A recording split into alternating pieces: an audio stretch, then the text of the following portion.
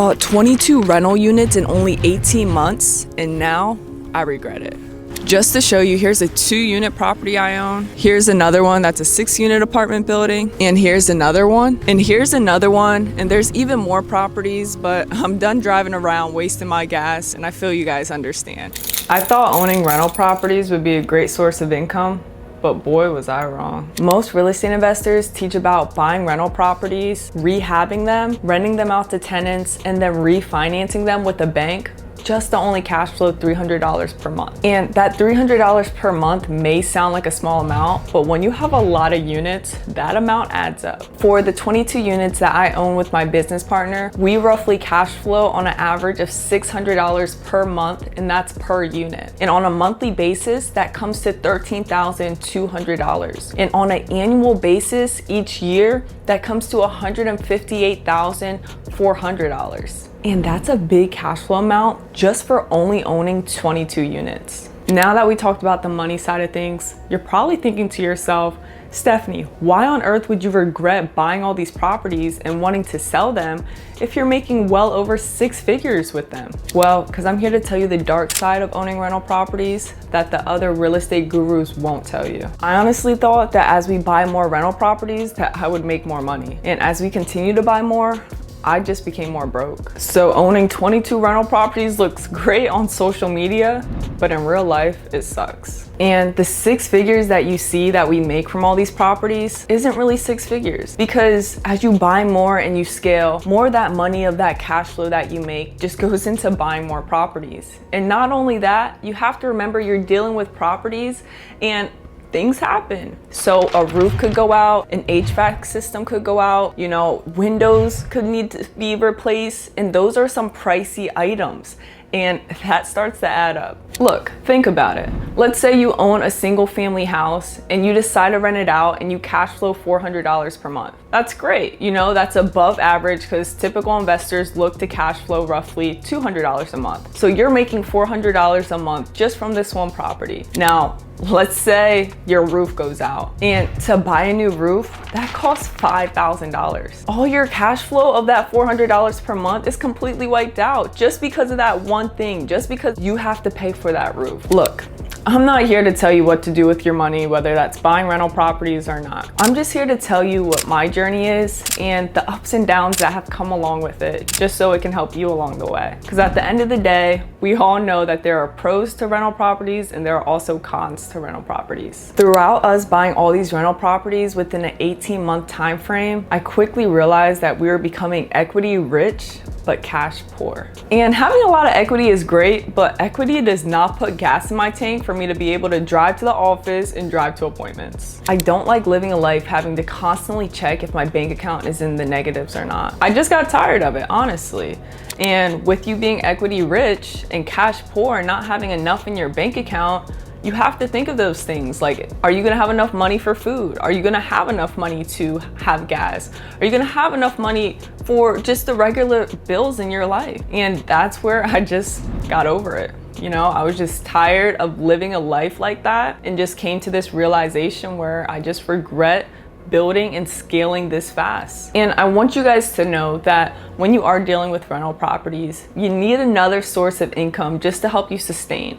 Because as I just said, you will be equity rich and cash poor if you do it this way and just build and scale so fast. So that other source of income that we took into consideration was wholesale deals.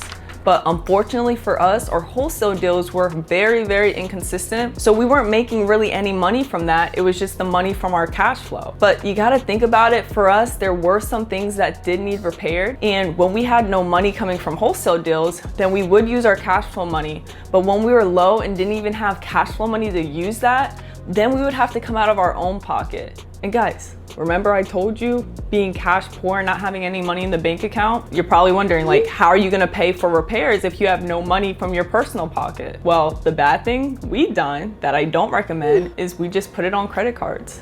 And that's where you get into a hole. And that's why I'm making this video, because I don't want you guys to be in the same position that I'm in. I want you guys to learn the lessons, learn the mistakes that I have made so that you don't have to make those same mistakes. So just remember, if you do want to build a rental portfolio, make sure you also have another source of income just coming in, because if you don't, you may end up real broke. Now, I want to talk about self-managing your rental properties, because for us, that is what we did to save money. And to be honest with you guys, I honestly don't mind it. As long as you have your proper systems and processes in place, then it's more so of a piece of cake. And what I recommend you guys do, if you are buying these rental properties, make sure you're fully fixing them up, just so you're not getting calls in the middle of the night of tenants saying, oh, my toilet's broken, where if you just get a brand new toilet, then you're less likely to have that issue. So just repair your properties up from the jump instead of having someone move in right away.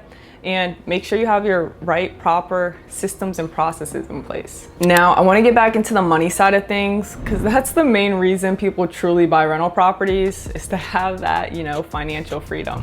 But I want to take a second to dive deeper on mortgages. And with you seeing that $300 per month in cash flow, that's not because your utility bills are so high. It's honestly because your mortgage is so high with your principal and interest payments. And I want to give you guys an example. For this 2-unit property that we own, that you guys have seen, the upstairs unit is renting for $1,300 a month, and the downstairs unit is renting for $1,100 a month. Now, for the mortgage on that property, it is roughly $1,300 a month. So that upstairs unit already covers that mortgage, which is amazing. But we still do have utility bill payments on that. So we still cash flow a good amount on that, roughly around the $600 per unit.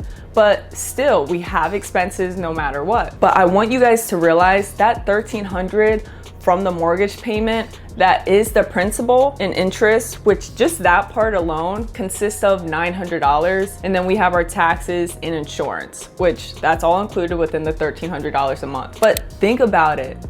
That's a big chunk that is coming out of our cash flow. Like, wouldn't it be nice just to have an extra $900 per month in cash flow from just taking away that mortgage? That's what I'm thinking. Like, I would like to have that extra $900 a month in cash flow. And that's where my mind's at.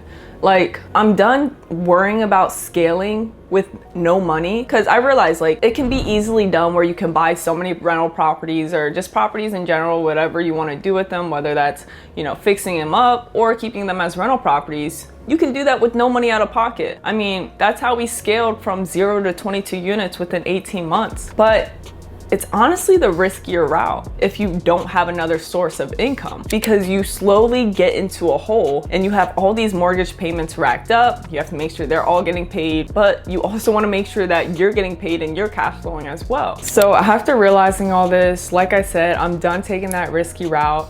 And I want to take a different approach, where I want to focus on limiting those mortgages, having a consistent income, and having a good amount of money in reserves. Because to be honest with you, I'd rather own 30 properties that are 100% paid off than 100 properties that have mortgages on them and only cash flow $300 a door. Because you guys have to remember, it's not about what looks good on social media. And it's not about how much you gross per month. It comes down to truly how much you net per month and how much money is coming into your pocket. And now, I know this was a quick video, but I didn't want to waste any time just to get my point across so you guys can see the real truth about rental properties. And just know that it's always good to reevaluate your goals, just to see where God is truly leading you to go. Because to be honest with you guys, my goals from the jump was to hit 100 units in a quick time frame. But now, after experiencing everything that I've gone through within this 18-month time frame, I realized it was time to reevaluate my goals and take a step back and see where God wanted me to go. But I hope this video gave you some insight on the real truth about rental properties. And if it did, make sure you guys give this video a thumbs up. Go subscribe if you're not subscribed. And with that being said, I'll catch you guys in the next one. Peace.